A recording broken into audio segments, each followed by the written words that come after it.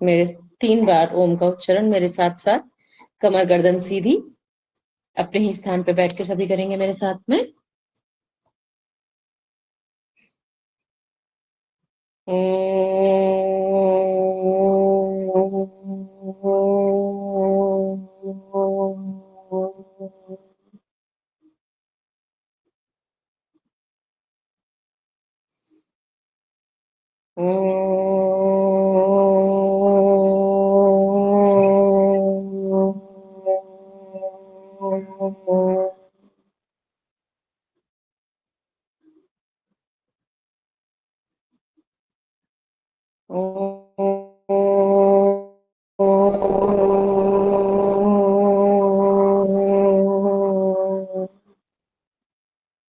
एक बार गायत्री मंत्र मेरे साथ साथ में। ओम भूर्भुवः स्वः तत्सवितुर्वरेण्यं भर्गो देवस्य धीमहि धियो यो नः प्रचोदयात्। सभी अपने दोनों हाथों को बहुत अच्छे से रब करेंगे। गर्म हो जाना चाहिए आप लोगों के हाथ। आइस पे लगाएंगे, फील करेंगे और धीरे धीरे सभी अपनी आइस खोलेंगे। एक बार सभी को मेरा प्रणाम, जय श्री कृष्णा। चलिए आज की क्लास स्टार्ट करते हैं। लास्ट क्लास में मैंने कोई काम दिया था, सबने किया है? मैंने एक काम दिया था, किस किसने किया भाई? भेजा आप लोगों ने ग्रुप में?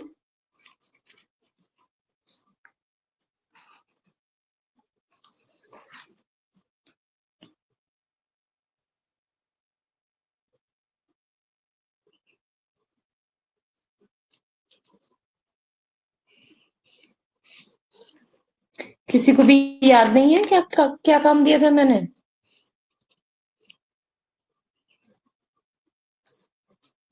याद है किसी को?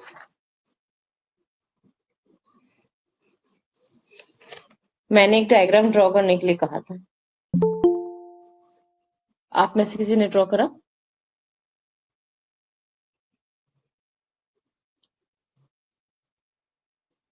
आई थिंक किसी ने भी नहीं किया। आप देखिए, अगर आप लोग असाइनमेंट नहीं करोगे ना तो फिर मार्क्स भी कटेंगे आपके, है ना? ध्यान रखिएगा, इसके मार्क्स लगते हैं। जो भी आपको काम दिया जाता है वीक के एंड में दिया जाता है, सैटरडे संडे आपकी छुट्टी होती है और फिर उसके बाद आपको सैटरडे संडे मंडे तक भी आप लोग उसको काम को भेज सकते हैं। आज देखिए फ्राइडे है, किसी टेक्नोलॉजी प्रॉब्लम के कारण मैं नहीं ज्वाइन कर पाई थी, बट आप लोगों ने भेजा ही नहीं अभी तक काम, और बना रखा है तो कम से कम एटलीस्ट शो कीजिए मुझे। अपने अपने कैमरास ऑन करके प्लीज शो कीजिए, एटलीस्ट मुझे पता तो चले कि हाँ आप लोगों ने कुछ किया है। नहीं किया है? चलिए आज भी वीक का लास्ट डे है और सबको क्लासेस, सबको जो काम दिया था लास्ट वीक वाला वो इस वीक में कंप्लीट करके सबको सेंड करना है अपने नाम के साथ। उसका कलर्ड हम डायग्राम बनाएंगे बहुत सुंदर सा, उसको पूरा का पूरा हम लेबल करेंगे, मतलब सबके नाम लिखे जाएंगे, अच्छी सी पिक्चर क्लिक करेंगे और भेज देंगे। ठीक है? छोटा सा काम था बहुत ही, क्योंकि अब फिर मैं अगले वीक से थोड़ा ज्यादा काम दूंगी, कम से कम एटलीस्ट 2 क्वेश्चन तो होंगे ही होंगे डिस्क्राइब करने के लिए, और आप लोग लिख के नहीं भेजेंगे तो फिर उस हिसाब से मैं मार्क्स भी कट करूंगी आपके एग्जाम में, असाइनमेंट के मार्क्स कट हो जाएंगे फिर। ठीक है? चलिए कौन बताएगा कहाँ तक पढ़ा था हमने? किसी को याद है कुछ?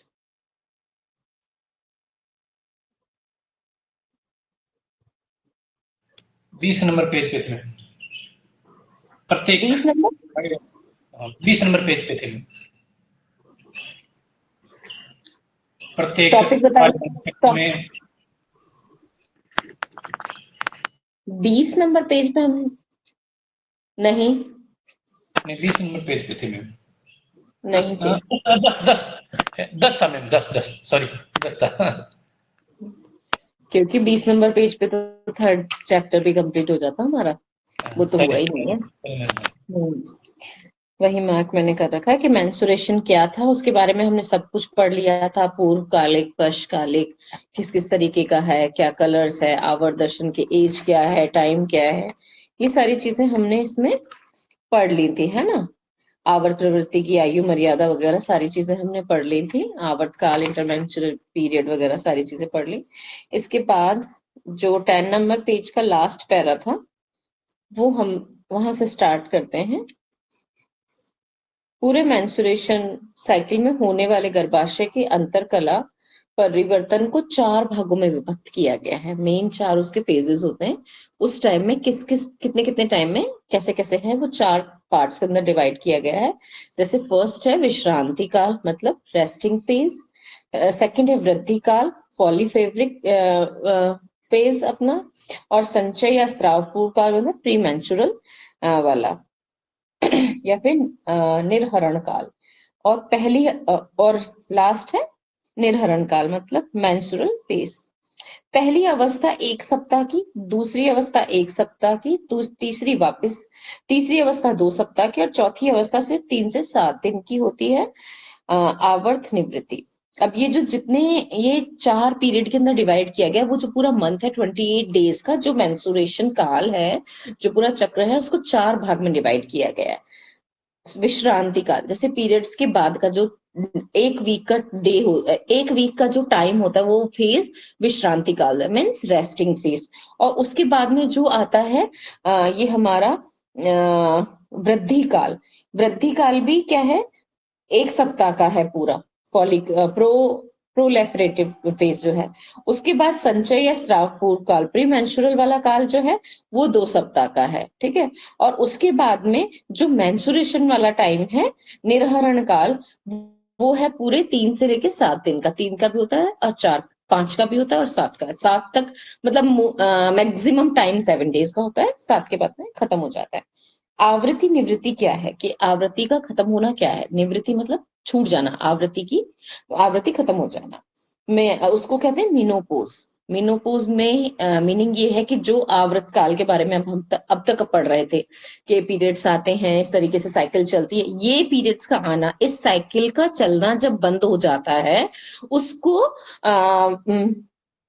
आवर्त निवृत्ति काल कहते हैं, मतलब मीनोपोज का टाइम कहते हैं। उसमें फिर ये हमारे कुछ हार्मोन्स बनने बंद हो जाते हैं, बॉडी के अंदर हार्मोनल चेंजेस आते हैं, एज वाइज ये होता है। आफ्टर 50 ईयर्स के बाद में ये रहता है हमारा मीनोपोज का टाइम। बट आजकल चेंज हो गया है और मीनोपोज का टाइम चेंज होकर के 45 ईयर्स से स्टार्ट हो गया। आजकल तो प्री मीनोपोज है 35, 36, 40 तो मतलब अच्छा टाइम माना जा रहा है आजकल। 42, 43 है अगर है तो उसे ठीक टाइम मान लेते हैं, क्योंकि आजकल तो बहुत अर्ली एज में ही प्री मिनोपोज टाइम मिनोपोज टाइम आ रहा है, इसलिए उसको प्री मोनोपोज या पेरी मिनोपोज भी बोलते हैं। तो उस आवर्त का आना जब बंद हो जाता है, उसको हम मेनोपोज बोलते हैं। यह तब होता है जब बीज ग्रंथियां अपना काम करना बंद कर देती हैं, और सामान्यतः 45 से लेके 50 वर्ष की आयु के अंदर आवर्त आना बंद होता है। तो वही लगभग 50 के करीब हमारा ये बंद होता था, पर आजकल ये नहीं है। आजकल बहुत अर्ली स्टेजेस में ये सारी चीजें हो गई है, क्योंकि प्यूबर्टी भी जल्दी हिट होती है और ये वाला टाइम पीरियड भी पीछे खिसक के वहां पहुंच गया है। इसके साथ ही प्राय गर्भ धारण शक्ति भी नष्ट हो जाती है।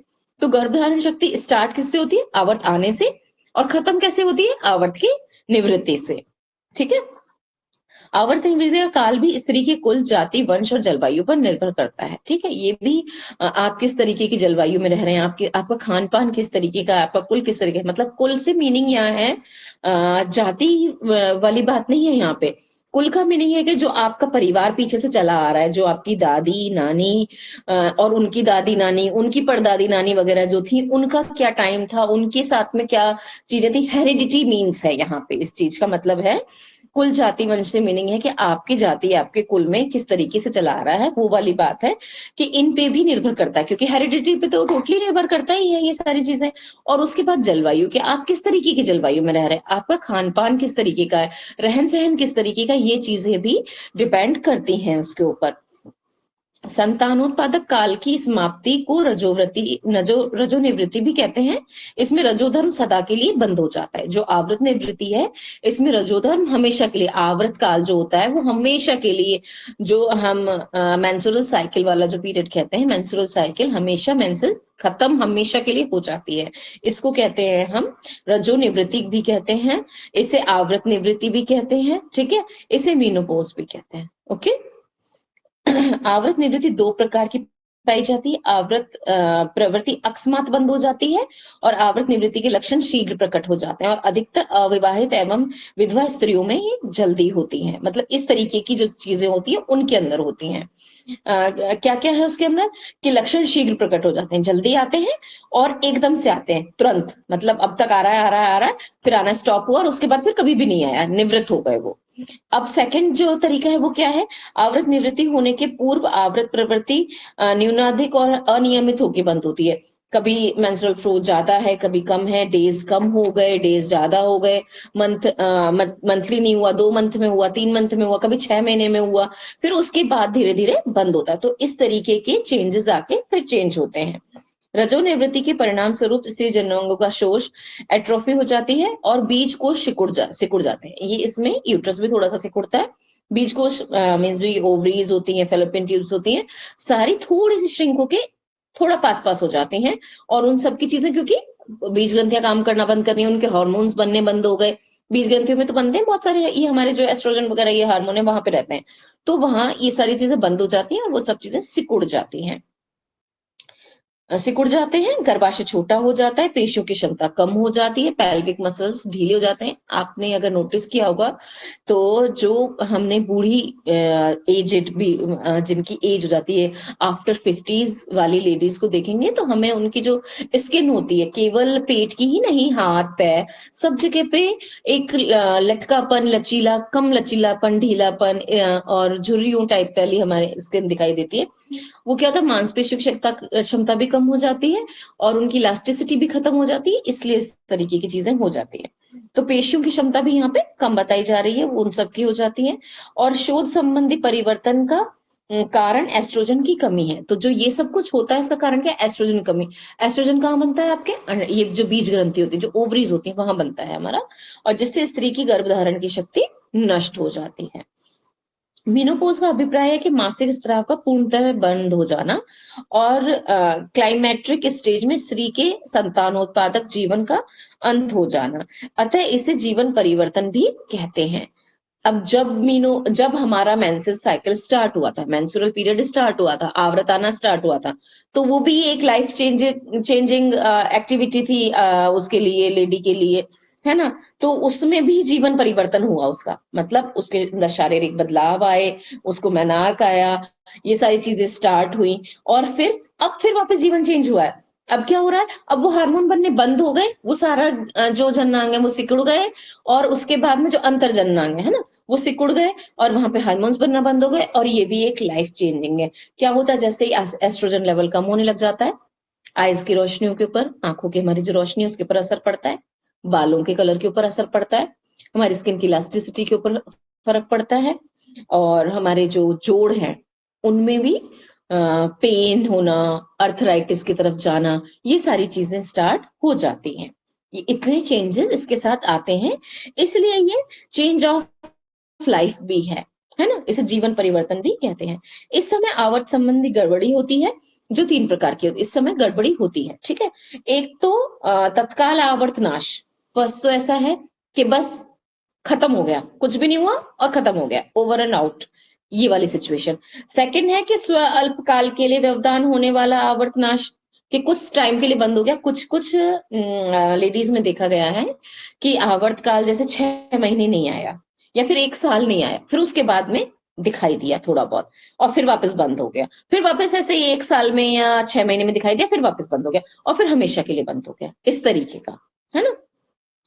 तथा अस्थायी आवर्तनाश जो बाद में स्थायी हो जाता है, पहले तो अस्थायी रहता है, जैसे मैंने अभी बताया कि 6 महीने के बाद, 3 महीने के बाद, 2 महीने के बाद या 1 साल के बाद आया और फिर वापस बंद हो गया, फिर वापस आया, फिर बंद, मतलब अस्थायी नाश होता है और फिर वो अपने आप आगे चल के स्थायी हो जाता है। और इस प्रकार आवर्चक अनियमित हो जाता है, उसका कोई टाइम पीरियड फिक्स नहीं रहता है, ये अनियमित हो जाता है। इसके अलावा भार में भी वृद्धि होती है, वेट बढ़ जाता है। अगर देखा हो आपने, सबसे ज्यादा पेल्विक रीजन का जो पेट के आसपास का हिस्सा है, हिप एरिया है, नितंब स्तन में मेद संचय होने लग जाता है। मेद क्या बोलते हैं? मेद बोलते हैं फैट को। तो फैट जैसे ही बढ़ेगा तो वेट बढ़ना स्टार्ट हो जाता है। बीपी का हाई होना आदि शारीरिक लक्षण उत्पन्न होते हैं। मलबंध, कोष्ठबद्धता आदि हो जाने पर इस समय अधिकतर स्त्रियां आशंकित हो जाती हैं कि कोई बीमारी तो नहीं हो गई है, और यह सामान्य रूप से होकर स्वतः ही ठीक हो जाता है, इसलिए इलाज की आवश्यकता नहीं पड़ती है। पर आजकल इलाज की आवश्यकता पड़ती है। क्यों पड़ती है? क्योंकि हमारे पास न्यूट्रिशन लेवल नहीं होता है, कैल्शियम नहीं मिल रहा है हमें, विटामिन डी नहीं मिल रही है हमें, बी नहीं मिल रहा है हमें, ई नहीं मिल रहा है, हमारा खान पान उस तरीके का नहीं है, और खाने पीने से हम उन सब चीजों को एक्यूमुलेट अपनी बॉडी में नहीं कर पा रहे, इकट्ठा नहीं कर पा रहे, उसकी जो जितनी जरूरत है ना उस क्वांटिटी को फिल नहीं कर पा रहे हैं, तो इस तरह की बीमारियां आ रही हैं 40s की एज में बहुत ज्यादा। तो इसलिए ध्यान रखने की जरूरत है कि अगर वो वाला टाइम आ रहा है तो हम उसको उस तरीके से फॉलो करें, हम उसको उस तरीके से देखें कि यहाँ पे हमें इस टाइम बहुत ज्यादा केयर की नीड है, हमें अपने न्यूट्रिशन की बहुत ज्यादा देखने की नीड है, क्योंकि जो ये छोटी मोटी चीजें दिखाई देती हैं, कॉन्स्टिपेशन है या ये सारी चीजें हैं, ये इस टाइम पे होती हैं। वेट अधिकतर लोगों का बढ़ता है, लगभग 70 to 75%, 80% का वेट इस टाइम पे बढ़ता है। ठीक है, मेद इकट्ठा होना मतलब ये जो फैट है उसका एक्यूमुलेशन। तो फैट एक्यूमुलेट ना हो उसके लिए रेगुलर एक्सरसाइज, घूमना फिरना, थोड़ा बहुत योगा करना, प्राणायाम करना, ये सारी चीजें जरूरी हैं। उसके साथ में प्रॉपर हेल्दी डाइट लेना जरूरी है कि क्या क्या चीजें हमें बॉडी में चाहिए ताकि ये निर्विघ्न रूप से अच्छी तरीके से खत्म हो जाए और कोई बीमारी हमारे को ना आए।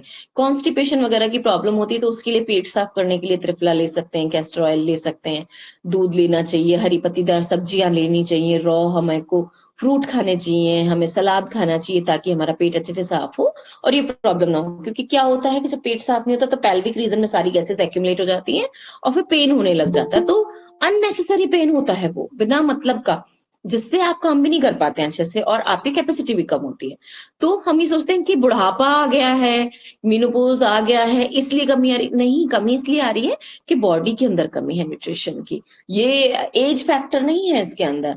अब आपका एक्यूमुलेट हो गई गैसेस, इधर उधर घूम रही है और जिस जगह उसे जाके जगह मिल रही है, जिस जगह पे उसे वीकनेस मिल रही है वो वहीं पे जाके फुलफिल हो जाता है, तो वहां पे जाके बैठ जाएगी गैस और फिर वो आपको पेन क्रिएट करेगी। तो इसलिए अच्छा है कि पेट को साफ करने के लिए प्रॉपरली खाना पीना भी जरूरी है। इसके अतिरिक्त कुछ मानसिक लक्षण भी हैं, जैसे कि भ्रम भ्रम अ, क्लम, अवसाद, शिरशूल, हृदय हृदयवाती हृदयवाती वृद्धि आदि मुख्य लक्षण होते हैं। जैसे हार्ट बीट्स बढ़ती है, सीढ़ी चलोगे आपकी सांस फूलने लग जाएगी, आपको सर में दर्द होगा, कहीं कहीं टीस वाला पेन, जैसे कि पिन पॉइंट पेन बोलते हैं ना, ऐसा पेन भी होता है। कभी कभी सर हर समय भारी रहना, वो गैस के कारण भी होता है, ठीक है ना। और भ्रम पैदा होना, भ्रम पैदा होने से मीन्स ये नहीं है कि आपको कुछ भी दिखाई देने लग जाएगा, ये एक मेंटल स्टेट है कि उस टाइम पे इरिटेशन बढ़ जाती है, उस टाइम पे मेंटल क्लैरिटी नहीं रहती है कि एक्चुअली हम क्या कर रहे हैं, नींद प्रॉपरली नहीं आ पाती है, डिस्टर्ब होती है, तो भी हमें बहुत सारी तरीके की चीजें लगती हैं। मतलब हमें लग रहा है कि हम सो रहे हैं पर हम सो पा रहे हैं, एक्चुअली जो नींद की क्वालिटी है वो डिस्टर्ब हो गई। ठीक है ना, समझने की जरूरत है कि भ्रम पैदा होने का मतलब ये नहीं है कि आप मेंटल किसी ऐसी स्टेट में पहुंच गए आपको मानसिक ट्रीटमेंट की, मेंटल ट्रीटमेंट की जरूरत है, नहीं।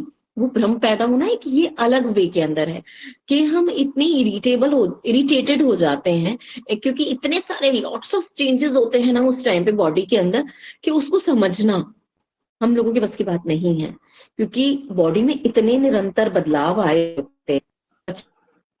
प्यूबर्टी की तरफ जाना, प्यूबर्टी से एडल्ट्रेशन की तरफ जाना, एडल्ट होना हमारा, एडल्ट के बाद में फिर हम वहां पे पहुंचते हैं जहां पे हम माँ बनते हैं, है ना। तो वो भी एक बहुत बड़ा चेंज हो गया।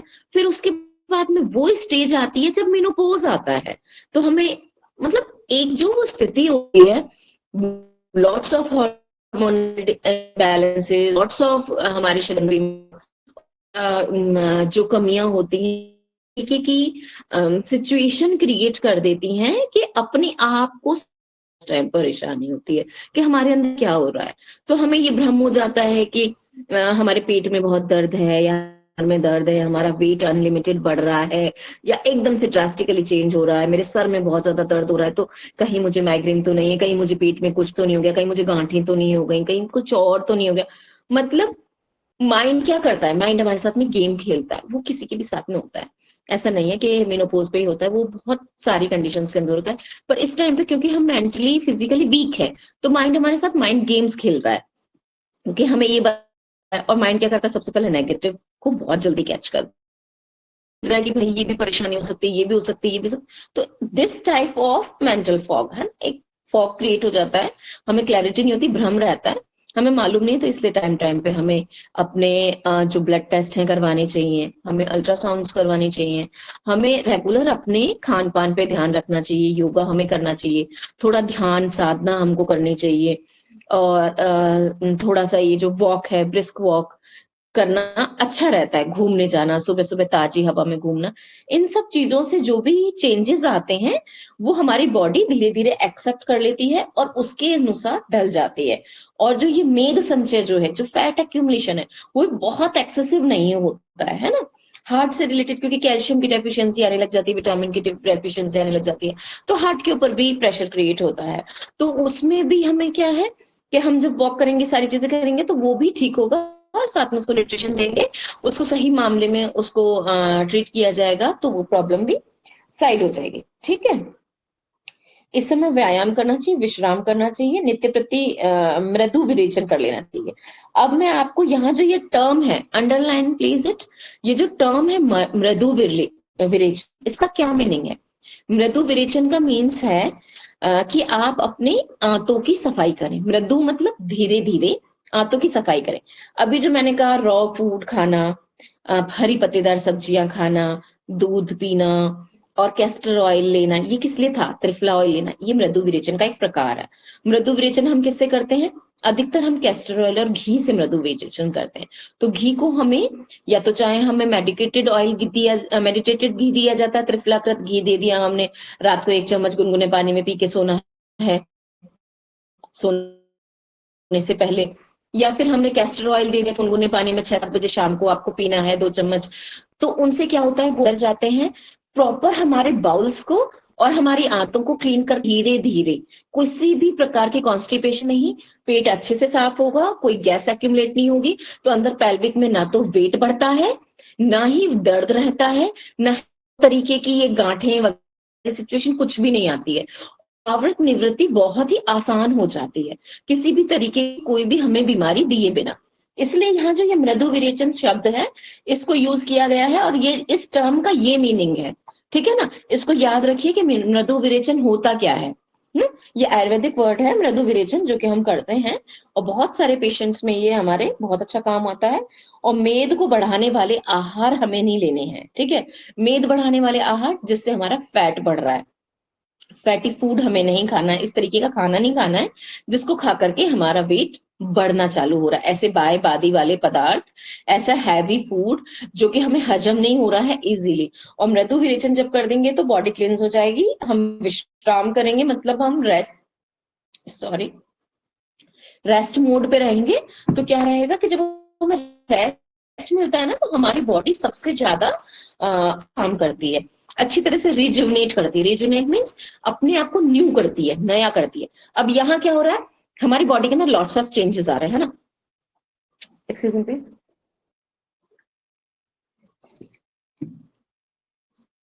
तो हमारी बॉडी के अंदर क्या हो रहा है, यहाँ पे एक्सेसिव चेंजेस आ रहे हैं। अब यहाँ पे जो एक्सेसिव चेंजेस हैं, और बॉडी कहाँ जा रही है, ओल्डनेस की तरफ, है ना, हम ओल्ड होते जा रहे हैं।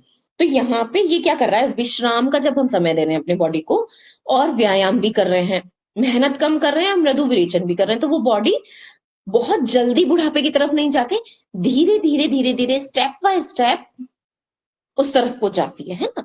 तो ये आवृत निवृत्ति तो होती है, पर एकदम से बुढ़े नहीं होते, एकदम से जो ये इतने सारे चेंजेस बताए गए ना, जितने अभी इसमें थे, वो चेंजेस नहीं आते हैं बॉडी के अंदर, और हम आराम से उस स्थिति पे पहुंच जाते हैं। ठीक है। मृदु विरेचन को मैंने अच्छे से डिस्क्राइब कर दिया, आप लोगों को समझ जाना चाहिए, इसको नहीं आए तो समझ पूछ लेना आप वापस। अब आवृत दोष क्या क्या है, अब तो था, अभी तो हमने पढ़ा आवृत निवृत्ति क्या है। अब हम पढ़ेंगे आवृत दोष कौन कौन से होते हैं, कि जब जिस टाइम पे हमारा मेंस्ट्रुअल साइकिल चल रहा है तो उसमें किस किस प्रकार के दोष हमें यहाँ बताए गए हैं। तो कैसे कैसे दोष हैं, अभी ये तो हम लोगों को, अगर आप एलोपैथी पढ़ोगे तो उसमें आवर्त दोष में बस यही है कि पीरियड्स आ नहीं रहे, पीरियड मिसिंग है, एमेनोरिया है, ये है वो है, बस पेनफुल है, इतना।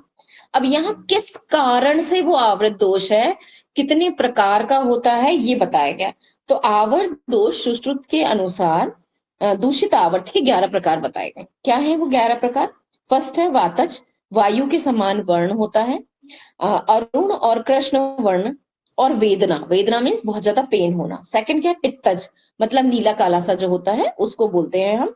और चुभने जैसे तीखा पेन, वो पीरियड्स आने से पहले भी कई सारी लेडीज का ये कहना होता है कि मुझे पीरियड आने से 2 दिन 3 दिन पहले एक साइड में या दोनों साइड में या नीचे पेल्विक एरिया में चुभने वाला दर्द होता है, तो मुझे पता चल जाता है कि पीरियड्स आने वाले। वो भी आवृत दोष है ना। तो जो डायग्नोस हम करते हैं ना, किस चीज से करना है, उसे पूछना क्या है, आपको यही पूछना है कि कैसे पीरियड्स हैं। अब जब जब वो नहीं डिफाइन कर पा रही है आपको लेडी, तो आपको बताना है कि किस प्रकार का है, कलर क्या है, स्मेल है कि नहीं है, पेन है कि नहीं है तो किस तरीके का है, किस जगह पे होता है, ये सब चीजें हमें क्वेश्चन करने हैं। तो इसलिए इनको बहुत ध्यान से पढ़िएगा, ठीक है। क्योंकि हम जब मीनोपोज को सॉरी, जब हम पीसीओडी पे काम करते हैं, पीसीओएस पे काम करते हैं, हम जब फाइब्रॉइड पे काम कर रहे हैं, हम सिस्ट पे काम कर रहे हैं, उन सब में ये सारी चीजें आएंगी आपके। तो आप कैसे समझोगे? आप समझोगे इस चीज से, ठीक है। 11 प्रकार के दोष बताए गए हैं इसके अंदर। तो फर्स्ट तो हो गया कि वायु के समान उसका वर्ण है, यानी या तो हल्का व्हाइटिश कलर का है या फिर ब्लैकिश, बिल्कुल ब्लैकिश कलर का है, वो हो गया हमारा वातज। सेकंड हो गया हमारा पित्तज, पित्तज के अंदर क्या है? नीला नीला सा और काला काला सा, इस तरीके का, जैसे एकदम से बेकार सा हो रहा है वो, और चुभने वाली उसके अंदर वेदना है। थर्ड आ जाता है हमारा श्वेत वर्ण, और फोर्थ है शोणित। फिफ्थ है कुंडप गंधी, मतलब कुंडप गंधी का अर्थ होता है कि एक ऐसी स्मेल जिसको आप सहन नहीं कर सकते हैं। जैसे कि एक डेड बॉडी होती है ना, तो उसके अगर कभी भी आप लोगों ने उस चीज को फेस किया हो, तो डेड बॉडी के अंदर से जो अगर कहीं भी कट लगता है या उसका मुंह खुलता है, तो वो एक इतनी अजीब स्मेल होती है शव की, कि वो स्मेल निकल के आती है, क्योंकि बहुत सारे अंदर हार्मोनल चेंजेस होके वो सारी चीजें अंदर डिस्ट्रॉय कर रही होती हैं बॉडी को। तो वो शव जैसी गंध, उस तरीके की, जैसी एक बॉडी के अंदर से मृत्यु पर्यंत जो गंध आती है, इस तरीके की गंध तो नहीं है कि वो सहन नहीं कर पा रही है लेडी उसको। तो हमें पूछने हैं ये क्वेश्चंस, इन सब चीजों को बहुत ही बारीकी से पूछा जाता है, तभी आप इन सब चीजों का आइडिया ले सकते हैं। अनल्प के बहुत कम मात्रा में तो नहीं आ रहा है, या बहुत ज्यादा मात्रा में, तो ये भी आगे बताया जाएगा। अनअल्प तो नहीं है, मतलब बहुत कम मात्रा में। ग्रंथि मूल, गांठदार तो नहीं है कि अगर आप को आवर्त आ रहा है तो आपके पैड्स पे या आप टॉयलेट करने बैठ रहे हैं तो उस टाइम पे एकदम से थक्का एक खून का या फिर एक गांठ जैसा या काफी गाढ़ा सा पदार्थ तो नहीं निकलता है। वो क्या होता है? गांठदार आवर्त, वो कैसा होता है? पित्तज वाला, कफ और वात वाला होता है, ठीक है। पूरी कैसा होता है? जो दुर्गंध वाला होता है। पित्त और कफ उसके अंदर होता है वो, जब ये प्रवृत्ति है, ये वात पित्त कफ हमारी 3 प्रवृत्ति हैं, इनमें से जब एक दूषित हो रहा है या 2 दूषित हो रहे हैं या तीनों दूषित हो रहे हैं, या कौन किस किस के साथ दूषित हो रहे हैं, उस हिसाब से बता रखा है ये कि यह कफ और वात वाला होता है जिसमें दुर्गंध है, ठीक है ना। पूती वाला जो है, जो दुर्गंध वाला आवृत है। उसके बाद है पूय, मतलब पूय मिश्रित होता है, मतलब एक लिसलिसा पदार्थ वाला, बहुत ज्यादा होता तो सभी को, पर एकदम इतना नहीं होना चाहिए। क्षीण, क्षीण आवर्त मतलब प्राकृतिक मात्रा से कम, कि इतना होना चाहिए जो हमने पढ़ा कि 8 अंजुलि की मात्रा होनी चाहिए, तो अगर वो नहीं है तो वो कम मात्रा है, वो भी नहीं होना चाहिए। क्षीण भी नहीं होना चाहिए। मूत्रगंधी, मतलब अगर उसमें यूरिन जैसी स्मेल अगर आ रही है तो वो अगर गंध वाला है तो वो इस तरीके का होगा।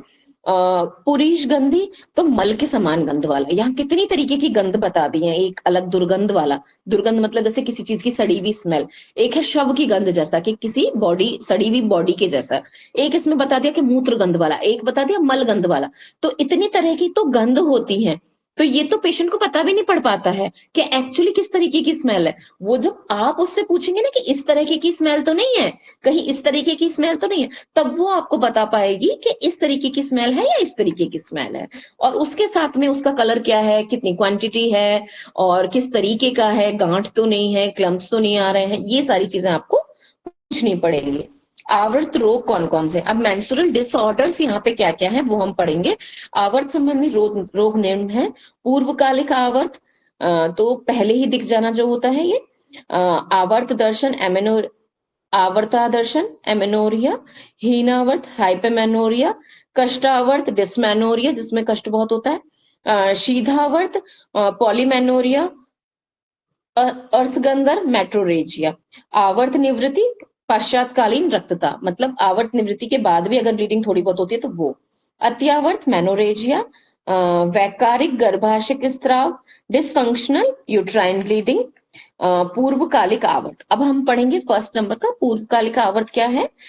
यह है कि 11 वर्ष की आयु प्राप्त करने से पूर्व ही 9 या 10 वर्ष की आयु में आवर्त प्रवृत्ति का प्रारंभ होना। अब जो मैंने पहले पढ़ाया था कि प्यूबर्टी आजकल जल्दी हो जाती है, तो आजकल क्या चालू हो गया है, पूर्वकालिक आवर्त प्रवृत्ति चालू हो गई है ना। ये नॉर्मल नहीं है, पर हमारे एनवायरनमेंट के हिसाब से, हमारे खान पान के हिसाब से, हमारी जलवायु के हिसाब से वो चीजें चेंज हो गई हैं, तो ये पूर्वकालिक आवर्त दर्शन हो गया है। और कई लड़कियों में 7 8 9 साल से भी आप देख सकते हो ऐसी चीजें, जबकि वो चाहे एक ही बार दर्शन हुआ, चाहे एक दो डॉट्स ही दिखे हों, पर ऐसा देखने को देखा गया है, पाया गया है कि ऐसा होता है। तो इसे क्या कहते हैं, पूर्वकालिक आवर्त इसे कहा जाता है। वास्तव में ये पूर्वकालिक यौवन की स्थिति में पाया जाता है। अगर बहुत जल्दी यौवन आ गया तो ये होता है, प्यूबर्टी जल्दी हिट हो गई, ठीक है, ये टर्म ये बता रही है। इसमें शीघ्र आवर्त दर्शन के साथ द्वितीयक लिंग चिन्हों का विकास भी पाया जाता है। ये नहीं है कि केवल आवर्ती जल्दी आ गया, जो चिन्ह होते हैं यौवन के वो भी सारे उसके साथ में आ जाते हैं, मतलब बच्चा जल्दी बड़ा हो जाता है। इसमें यह जानना आवश्यक होता है कि रक्तस्राव, आघात, सात्विक आदि तो नहीं हो रहा है। कई बार हाइपोथैलेमस के रोगों के कारण भी प्री मैच्योर मेंस्ट्रुएशन हो जाता है। कई बार क्या होता है कि सर में चोट लग गई किसी भी तरीके की, तो हाइपोथैलेमस एक्टिवेट हो गया, हाइपर एक्टिवेट हो गया, उससे भी हो गया। कई बार किसी तरह की चोट से, कई बार बच्चियों के साथ में जब गलत अब्यूज हो जाता है तो उसमें भी जल्दी ये सारी सिचुएशन आ जाती हैं। और कई बार क्या है कि किसी भी तरीके का मेंटल आघात जब लगता है ना, तब भी ये सिचुएशन आ जाती है। तो ये भी एक रोग है जो बहुत जल्दी नहीं होना चाहिए, ठीक है। अनावर्त या आवर्तवाद दर्शन, एमेनोरिया क्या होता है, आवर्त दर्शन की अनुपस्थिति होना या रुक जाना या रजोरोध होना ही एमेनोरिया है। इसे नष्टावर्तक, नष्ट रक्त या अनावर्तक भी कहते हैं। इसमें क्या है कि आवर्त आया एक बार, फिर वो रुक गया, फिर आया ही नहीं, या फिर बिल्कुल ही नहीं आया कभी, ठीक है, ये वाली जो सिचुएशन है। अर्थात प्राकृतिक आवर्त स्राव का किसी भी कारणवश प्रतिमास न होना या उसका अभाव होना ही अनावर्त काल या रजस है कहलाता है, ठीक है। वास्तविक अनावर्त मुख्य रूप से दो भागों में बांटा गया है। जो रियल है वो किस तरह से बांटा गया है, एक तो स्वाभाविक कि वो अपने आप बंद हो जा रहा है, और स्वाभाविक अवस्था क्या है, यह निम्न अवस्था है जिसमें पूर्ण यौवन से पूर्व जो ये प्री प्यूबर्टिकल स्टेज जो है गर्भावस्था में, वो हमारी तब आ जाती है। तब ये हमारा जो स्वाभाविक रूप है, क्या आप प्रेग्नेंट हुए और आपका आवर्त आना बंद हो गया, तो ये क्या है, स्वाभाविक है, ये होना ही चाहिए। क्यों होना चाहिए, क्योंकि उसी से ही हमारा बच्चा डेवलप होगा, तो उसके लिए जो सारा पोषण का पदार्थ है वो वहीं से इकट्ठा होगा, इसलिए पीरियड्स नहीं आते हैं। पीरियड्स अगर आपके प्रेगनेंसी के बीच में आ गए तो आपका जो बच्चा है वो खराब हो जाएगा, मिसकैरेज हो जाएगा, या फिर उसको बाहर निकालना ही पड़ेगा आपको किसी भी कारण। स्तन काल में अगर आप ये लैक्टेशन पीरियड जब चलता है, हम बच्चे को दूध पिलाते हैं, तब भी ये रुक जाता है, ये स्वाभाविक है ना। और उसके बाद आवर्त निवृत्ति पर के अनंतर, मतलब पोस्ट मीनोपोजल वाला जो है कि आपका मीनोपोज आ गया, उसके बाद में आना, ये भी स्वाभाविक है, ये होता है। इन सभी अवस्थाओं में रक्तस्राव रुक जाता है, जो कि स्वाभाविक है, नॉर्मल है, ये कोई बीमारी नहीं है, ठीक है। एक तो हो गया स्वाभाविक। अब एक दूसरा जो हम पढ़ेंगे वो है वैकारिक। या अब ये है कि इसमें कौन सा विकार आ गया है जिस कारण से हमारा ये मेंस्ट्रुअल जो साइकिल है वो रुक गया है। तो उसमें क्या है, इसमें पैथोलॉजिकल कारण होते हैं। क्या क्या कारण है, अब हम पढ़ते हैं। स्वाभाविक कारणों को छोड़कर अन्य किसी भी कारण से अगर रजोदर्शन हमारा अवरुद्ध हो जाता है, पीरियड्स आना बंद हो जाता है, तो उसको हम वैकारिक अनावर्त कहते हैं। मतलब कि वो आपकी बीमारी है एक। यह दो प्रकार का होता है, प्राथमिक अनावर्त और द्वितीयक अनावर्त। अब प्राथमिक के अंदर क्या है, प्राथमिक आवर्त दर्शन कभी होता ही नहीं है। अब इसमें क्या है, कभी भी पीरियड आए ही नहीं उस बच्ची को, इसे क्या हमने कहा, प्राथमिक अनावर्तक। ठीक है। लड़की अगर 16 साल की आयु तक आ गई है और उसका मेनार्श नहीं आया है, तो उसमें क्या क्या कारण हो सकते हैं, जन्मजात उसके जननांग संबंधी संरचना में कोई भी कमी हो सकती है अंदर किसी भी ऑर्गन की। ठीक है। वो हम आपको बहुत सारे टेस्ट होते हैं जिससे हम कर सकते हैं, अल्ट्रासाउंड में भी पता चल जाता है, और भी एडवांस्ड हमारी बहुत सारे टेस्ट होते हैं जिनमें ये चीजें पता चल जाती हैं। गर्भाशय का अभाव होना या ठोस हो जाना। ठोस हो जाने में क्या होता है, पत्थर जैसी स्थिति हो जाती है और अंदर हॉलो नहीं होता है वो। ठीक है। गर्भाशय का अभाव भी हो सकता है कि उसके यूट्रस है ही नहीं, तो ब्लीडिंग होगी कैसे, क्योंकि ब्लीडिंग कब होती है, वो अंदर वाली लेयर होती है वही तो टूट के बाहर आती है। तो जब यूट्रस ही नहीं है तो कैसे होगा, और ठोस हो गया तो कैसे होगा। ठीक है। बीज ग्रंथियों का अभाव या बीज कोश रहित होना, या तो बीज ग्रंथि होना ही नहीं या उसके अंदर बीज कोश नहीं होना, मतलब जो अंडे जो बनते हैं ना, बीज जो बनते हैं वो ही नहीं बन रहे हैं, तो फिर नहीं होता है। प्राथमिक अनावृत मधुमेह, क्षय, रक्तअल्पता आदि रोगों में मिलता है जो चिकित्सा से ठीक हो जाता है। और जो द्वितीयक अनावर्त है वो स्त्री को नियमित आवर्त होता रहता है, लेकिन बाद में किसी भी विकार के कारण जब स्त्राव नहीं होता है, इसे सेकेंडरी अनावर्त करते हैं। इसके कई कारण हो सकते हैं, जैसे स्थानिक क्षम्या, ट्यूमर आदि का होना, और गर्भाशय गंध अंतकला का वो ये है जन्मोत्तर अवरोध आदि प्रकट होना। इसके अतिरिक्त पिट्यूटरी ग्रंथ के हार्मोन्स की गड़बड़ी के कारण भी ये होता है। अति दौर्बल्य के कारण भी ये रोग हो सकता है। अगर किसी के अंदर हीमोग्लोबिन बहुत कम हो जाए या बहुत वीक बच्ची हो जाए तो उसको भी आवर्त दर्शन नहीं होता है। तो फर्स्टली जो उसको दवाई दी जाती है, क्या दी जाती है, हीमोग्लोबिन बढ़ाने की दी जाती है। उसको अच्छा न्यूट्रिशन दिया जाता है, उसको हरी पत्तेदार सब्जियां दी जाती हैं, तो उसका न्यूट्रिशन लेवल बढ़ता है, तो ये सारी चीजें खत्म होने लग जाती हैं। आवर्त एक लक्षण है, अनावर्त एक लक्षण है, और इसके अनेक कारण हो सकते हैं। एक या एक से अधिक कारण एक ही स्त्री में हो सकते हैं। ठीक है। जरूरी नहीं कि एक ही कारण होगा, एक या एक से अधिक कारण भी हो सकते हैं अनावर्त के, कि आवर्त नहीं आने के कई कारण हो सकते हैं। अतः चिकित्सा का निर्णय संपूर्ण परीक्षण के बाद ही करना चाहिए। सारी जब आप डायग्नोज कर लो, सारे टेस्ट करवा लो, उसके बाद उसको क्या ट्रीटमेंट करना है ये हमें तब देखना होता है। ठीक है। सामान्य रूप से संतुलित आहार द्वारा इसे सुधारने का प्रयास करना चाहिए। फर्स्ट प्रायोरिटी तो यही है कि संतुलित आहार दिया जाए और उसको न्यूट्रिशन दिया जाए, जिससे कि उसका जो ये प्रॉब्लम है वो खत्म हो जाए। यदि रोगों की दुर्बलता के कारण है, तो यदि स्थानिक अवरोध हो तो शल्य क्रिया करानी चाहिए। स्थानिक अवरोध का मतलब यहाँ पे क्या है, कई बार क्या होता है कि अंदर यूट्रस वगैरह तो सारी चीजें ठीक है, बीज ग्रंथि भी ठीक है, पर हाइमन नहीं है, हाइमन बंद है, वो नहीं हुआ। ये सारी चीजें ऐसी होती हैं कि जिसके कारण वे नहीं है, वहां पे रास्ता नहीं है। तो जब रूट नहीं होगा तो आवर्त दर्शन नहीं होगा। ठीक है। तो उसके लिए शल्य क्रिया करानी पड़ती है, और हार्मोन चिकित्सा देने से भी पूर्ण लाभ हो जाता है। आवर्तावर्त क्रिप्टोमेनेरिया क्या है, योग्य आयु में आवर्त प्रवृत्ति के होने पर भी मार्गगत अवरोध के कारण आवर्त का बाहर नहीं आ पाना, इसे क्रिप्टोमेनोरिया कहते हैं, जिसमें वस्तुतः आवर्त उत्पन्न तो होता है पर मार्ग अवरोध होने के कारण बाहर प्रकट नहीं हो पाता है, इसलिए इसे स्यूडोमेनोरिया भी कहते हैं। ठीक है। स्यूडोमेनोरिया भी कहते हैं। ये मार्ग अवरोध कितनी प्रकार के, मुख्यतः 3 प्रकार के बताए गए हैं मार्ग अवरोध के। ये जो गर्भाशय है उसकी ग्रीवा में छिद्रिका का न होना, योनि मार्ग का अभाव या छिद्र का ना होना, और हाइमेन में छिद्र का ना होना। ठीक है। हाइमेन अगर पूरा क्लोज है तो भी नहीं होगी ब्लीडिंग। ठीक है। योनि मार्ग का अवरोध है तो भी नहीं होगी, और जो उसकी ग्रीवा है अगर वो नहीं, ग्रीवा में भी छेद नहीं है तो भी नहीं होगा। तो ये सारे क्या है, इसमें सब में शल्य क्रिया होती है तभी होता है। ठीक है। और जो यूट्रस में जब हमारे ट्यूमर्स वगैरह हो जाते हैं ना, तो भी ब्लीडिंग नहीं होती है। ठीक है। तब भी आवर्त नहीं होता है। तो वो भी रीजन है, उसमें भी शल्य क्रिया अधिकतर होती है। अगर बड़े हो जाते हैं तो, छोटे हैं तो मेडिसिन से भी ठीक किया जा सकते हैं, ट्रीटमेंट से भी ठीक हो जाते हैं, और हार्मोन चिकित्सा से भी ठीक हो जाते हैं। मतलब हार्मोन्स, कौन सा हार्मोन कम है उस हिसाब से वो हार्मोन वाली चीजें देना, उस हार्मोन को एक्टिवेट करना, बढ़ा देते हैं, तो वो अपने आप चीजें न्यूट्रलाइज होकर के ठीक हो जाती हैं। यह एक सहज और जन्मोत्तर दो प्रकार का होता है। इसमें रुका हुआ रक्त बाहर नहीं आता है, निकल पाता है। इससे प्रारंभिक दिनों में मूत्र प्रवृत्ति अधिक होती, उनको बहुत ज्यादा टॉयलेट आता है। प्रति मास उदर में पीड़ा होती है, कब्ज रहती है, उदर के अधोभाग में वृद्धि होती है, और एमेनोरिया का पाया जाना इसका प्रमुख लक्षण है। मतलब हर महीने उसको पेन तो होता है, कॉन्स्टिपेशन भी होगा, पेल्विक भी उसका फूलेगा, और जी भी मचलाएगा, पेट में दर्द भी रहेगा, पर उसका आवर्त दर्शन नहीं होता है। किस कंडीशन में नहीं होता है?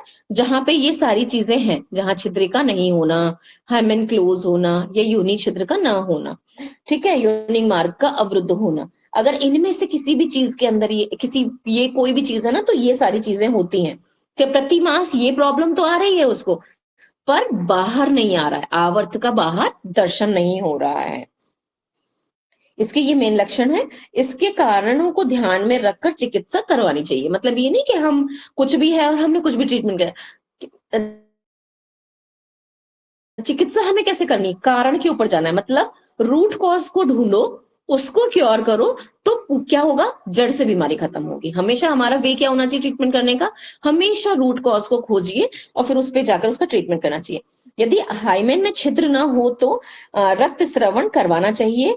फिर 1 माह बाद हिस्टेरेक्टोमी करवानी चाहिए और अंगों का विस्फारण आदि किया जाता है। मतलब ये एक सर्जिकल ट्रीटमेंट है, ये आपको करवाना पड़ता है, ब्लड को भी बाहर निकलवाना पड़ेगा, तभी जाकर के उसका जो पीरियड्स है वो नॉर्मल हो पाएंगे। विलंबित आवर्त क्या है? किसी भी स्त्री में अगर 16 वर्ष की आयु के बाद तक मेनार्श नहीं हो तो वो विलंबित आवर्त कहलाता है। यह अनावर्त का ही एक प्रकार है। इसका कारण मुख्य रूप से शारीरिक दौर्बल्यता होती है, कि शारीरिक रूप से अगर कोई बहुत दुर्बल है तो भी ये कारण हो जाता है। जैसे टीबी वाले पेशेंट होते हैं, या बहुत कम एज में बच्चियों को ब्लड का कैंसर या कोई और कैंसर हो गया, या टीबी हो गई, यूट्रस की टीबी हो गई, और कई तरीके की टीबियों में क्या होता है कि पीरियड्स आने बंद हो जाते हैं। और बहुत ज्यादा वीकनेस, जिसके अंदर हीमोग्लोबिन की बहुत कमी है, खून ही नहीं बन रहा है बच्चे के अंदर, जैसे कि कहते हैं ना कि बिल्कुल हड्डी हड्डी वाला बच्चा है पूरी तरह से, तो वो वाले हैं। और कई बार क्या होता है कि कई तरीके की ऐसी छोटे बचपन में बीमारियां हो जाना, थायराइड वगैरह इश्यू जब हो जाते हैं, उनके बहुत कम हीमोग्लोबिन होता है, उनकी भी ये वाली सिचुएशन ऑकर होती है। इसका पूर्ण निदान हीमोग्लोबिन, यूरिन टेस्ट और वक्षस्थल के एक्सरे के बाद ही किया जा सकता है। अगर ब्रेस्ट में भी अगर गांठ वगैरह कुछ है और डेवलपमेंट पूरा नहीं हो रहा है तो भी ये प्रॉब्लम होती है। इसके कारण अनुरूप ही चिकित्सा करनी चाहिए। कारण हमें देखना है कि कारण क्या है।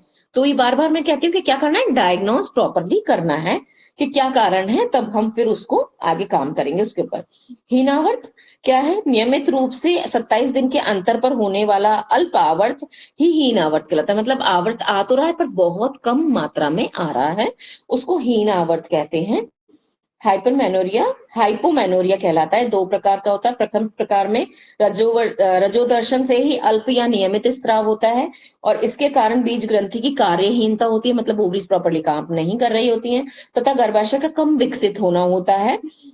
और यह हीनावर्त किसी भी प्रकार के गर्भधारण की क्रिया में बाधक नहीं होता है। मतलब ये वाले जो लड़कियां होंगी, ऐसा नहीं है कि वो प्रेग्नेंट नहीं हो सकती, वो हो सकती हैं प्रेग्नेंट। अतः इनकी विशेष चिकित्सा नहीं की जाती। जरूरत बहुत ज्यादा विशेष चिकित्सा की नहीं है, पर चिकित्सा की जरूरत तो इनको है, क्योंकि यही चीजें आगे बढ़ के बड़ी बीमारी में कन्वर्ट हो जाती हैं। द्वितीय प्रकार का जो क्या है, प्रथम यौवनारंभ में मासिक स्राव नियमित रहा, स्वाभाविक होता है, उसके बाद में हीन आवर्त हो जाता है। जब शुरू में स्टार्ट हुआ तब तो वो नॉर्मल था और सही तरीके से आ रहा था, पर उसके बाद में क्या हुआ कि वो हीन हो गया, मतलब कम हो गया, अपने आप से कम हो गया। अधिकतर ये स्तनपाल के काल में होता है, मतलब जब भी हम बच्चे को दूध पिला रहे होती हैं तब होता है। पीयूष ग्रंथि के ग्रंथि कोश के कारण भी हीन आवृत हो जाता है। एक तरफ से बीजाशय का आंशिक रूप से निकाल देने पर भी ये ठीक हो जाता है। ठीक है। स्वल्प आवर्त क्या है?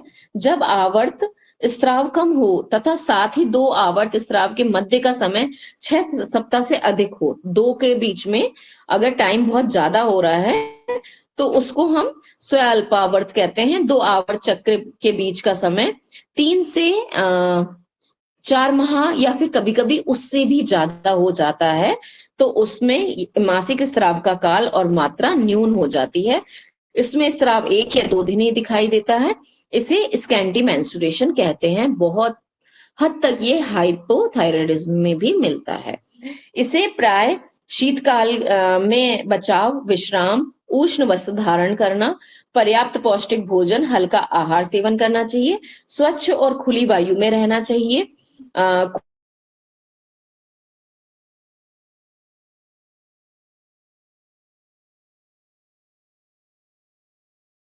पीड़ा युक्त मासिक आवर्त का होना ही कष्टावर्त कहलाता है। अगर आपको बहुत ज्यादा पेनफुल मेंस्ट्रुएशन है, बहुत ज्यादा दर्द के साथ हो रहा है, उसको ही हम कष्टावर्त कहते हैं। ये अधिकतर स्त्रियों में ही होता है, तो सारे स्त्रियों में ही है। इसमें मासिक स्त्राव के समय वेदना बहुत अधिक होती है, ठीक है। जो पीड़ा है, पेन है, कमर में, पैरों में, नीचे जो हमारा पेल्विक रीजन है उसमें, थाइज में जो पेन है वो एक्सेसिव पेन होता है, और उस पेन के कारण हम अपनी जो नॉर्मल एक्टिविटीज है वो नहीं कर पा रहे हैं, तो उसे हम कष्ट आवर्त कहते हैं, पीड़ा वाला आवर्त कहा जाता है। पीड़ा मासिक स्राव से पूर्व ही प्रारंभ हो जाती है और मध्य में होती रहती है।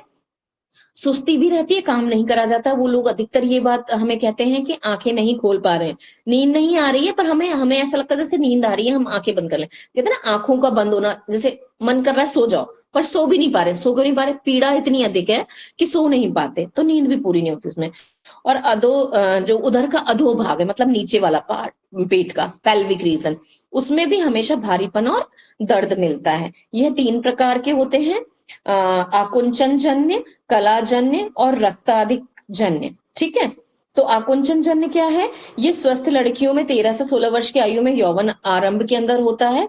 आवर्त आरंभ के साथ साथ 2-3 वर्षों तक पाया जाता है, उसके बाद में खत्म हो जाता है। वेदना का कारण मानसिक स्त्राव या गर्भाशयगत संकोच होता है, जो वो हमारा सिकुड़ता है, बढ़ता है ना यूट्रस, उसके कारण होता है। इसका कोई विशेष कारण या विकृति नहीं है। ये 12 से 24 घंटे ही रहता है बस, और अपने आप शांत होकर खत्म हो जाता है। तो इसमें कोई भी हमें ट्रीटमेंट की जरूरत नहीं है। बस ज्यादा ज्यादा ट्रीटमेंट क्या देना है? ठंडा नहीं खाना है, और पेट की गर्म पानी की बोतल से या गर्म थैली से सिकाई करनी है, ठीक है। वेदना शामक औषधि का प्रयोग हम औषधि के रूप में क्या, गर्म पानी ले सकते हैं, अजवाइन का पानी ले सकते हैं, और सिकाई कर सकते हैं, बस इतना ही, ठीक है। ये औषधि है इसके लिए। कलाजन्य क्या है? कलाजन्य के अंदर जन्य ही होता है, जिसमें गर्भाशय की अंत्य कला के टुकड़े पृथक पृथक होकर मानसिक स्त्राव के साथ निकलते हैं। जो वो कला है, अंदर जो लेयर होती है, वो भी उसके साथ टूट के पृथक पृथक छोटे छोटे टुकड़ों में कट के जब निकलती है तो दर्द बहुत होता है। आकुंचन के कारण जो स्टिमुलेशन उसमें अंदर होता है, सिकुड़ रहा है, बढ़ रहा है, सिकुड़ रहा है, बढ़ रहा है, उसके कारण वो पेन बहुत ज्यादा होता है, ठीक है। रक्ताधिक जन्य, रक्ताधिक जन्य कष्टावर्त वेदना कुछ कम होती है। इसमें कारण है श्रोणीगत अवयवों की रक्त का अधिक संचय हो जाना, मतलब नीचे वाले एरिया में ज्यादा बढ़ जाता है रक्त संचय। वेदना उस स्थिति में अधिक पाई जाती है। अंगों में जब शोध हो, गर्भाशय ही अप्राकृतिक स्थिति में हो, या कब्ज रहता हो। ये कब्ज बहुत बड़ी परेशानी होती है आवर्त के अंदर। अगर आपको कब्ज रहेगा ना, तो कभी भी पीरियड का पेन ठीक ही नहीं होगा। और उसके अंदर मृदु विरेचन सबसे अच्छा है, कि जब पीरियड स्टार्ट होने वाले हैं और आपको पता है कि अब आपके पीरियड की डेट आने वाली है, तो आप अपना कैस्टर ऑयल स्टार्ट कर दीजिए गुनगुने पानी से, रोज शाम को 2 चम्मच। तो वो मृदु विरेचन स्टार्ट हो जाता है, और जो ये पीड़ा है ये उसी से ही खत्म हो जाती है। केवल एक इतनी छोटी सी चीज से पीड़ा खत्म हो जाती है। ठंडा मत खाइए, भारी खाना मत खाइए, बहुत ज्यादा खाना मत खाइए, और जैसे कि खट्टा मीठा हमें ज्यादा नहीं खाना है। उन सब चीजों से ही ये सारी चीजें ठीक हो जाती हैं। इसके कारण अनुसार चिकित्सा करनी चाहिए। और शीघ्रावर्त और बहुल आवर्त, ये 2-3 सप्ताह के नियमित अंतरकाल से प्राकृतिक मात्रा में होने वाला मासिक आवर्त है। शीघ्रावर्त का कहलाता है, मतलब जल्दी आ जाता है, 2-3 सप्ताह में आ जाता है। इसमें प्राय रक्त स्त्राव कुछ अधिक होता है, और इस प्रकार प्राकृतिक 28वें दिन का आवर्तकाल घटकर 15 दिन का या 21 दिन का रह जाता है, या फिर 24 दिन का रह जाता है। इसे शीघ्र आवर्त कहते हैं, ठीक है। हमारा टाइम अब हो गया है, इसलिए अब हम आगे बाद में ही पढ़ेंगे, ठीक है। ये आवर्त वाला भी टॉपिक कंप्लीट नहीं हुआ है। आवर्त काल वाला दर्शन रह गया ना बस, तो आवर्त काल से हम बाद में पढ़ेंगे। नेक्स्ट वाली क्लास में पढ़ेंगे मंडे को। इस आवर्त काल में मात्रा अधिकता और आवर्त प्रवृत्ति के काल में दीर्घता पाएगी, इसमें टाइम बढ़ जाता है। पिछले वाले में क्या था, टाइम कम हो गया, मतलब 14 दिन, 20 दिन या 24 दिन। अब इसमें क्या है, ये बढ़ गया, एपिमेनोरिया कहा जाता है इसको। इसका मुख्य कारण शोणी पोषणिका ग्रंथि के अवयव की न्यूनता, मतलब हाइपोथायराइडिज्म। मैंने बताया था ना अभी थोड़ी देर पहले, हाइपोथायराइडिज्म में भी टाइम बढ़ जाता है, हमेशा उनके पीरियड्स डिलेड आते हैं। तो ये जो डिलेड वाला है ना, ये इसमें आता है। साथ ही अपरिपूर्ण पोषण, आपको पोषण भी की भी कमी होगी उसके अंदर।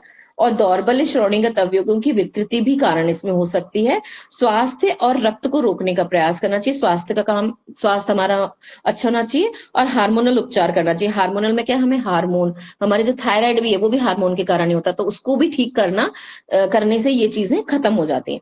अभी जो आवर्त काल वाला है, अब हम ये नेक्स्ट क्लास के अंदर पढ़ेंगे, ठीक है ना।